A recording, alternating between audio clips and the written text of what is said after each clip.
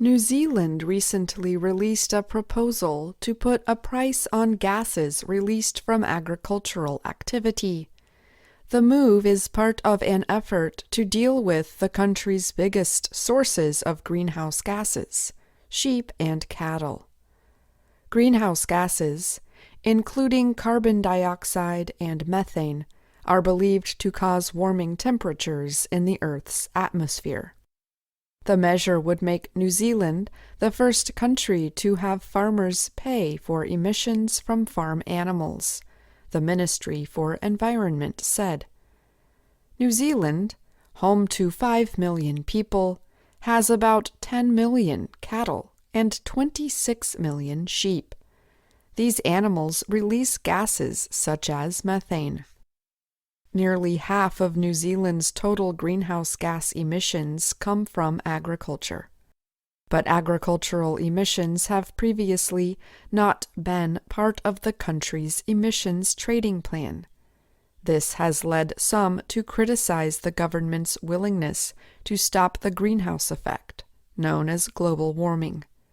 Under an early version of the plan, which was put together by government and farm community representatives, farmers will have to pay for their gas emissions starting in 2025. Short and long-lived farm gas will be priced separately, although a single measure to calculate their volume will be used.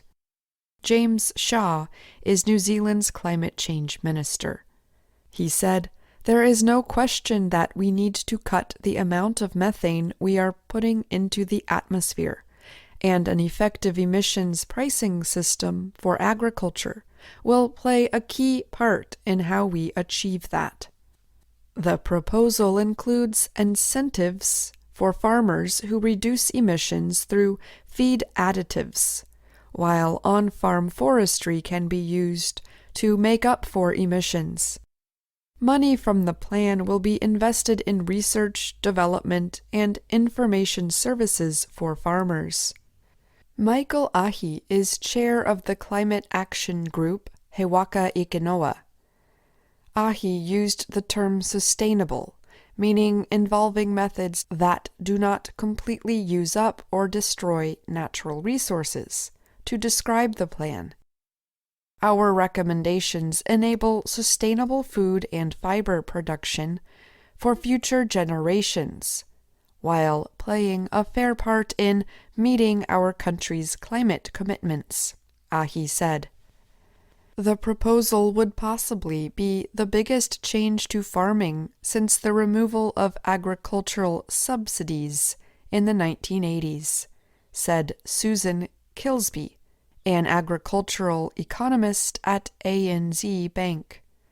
A final decision on the plan is expected in December.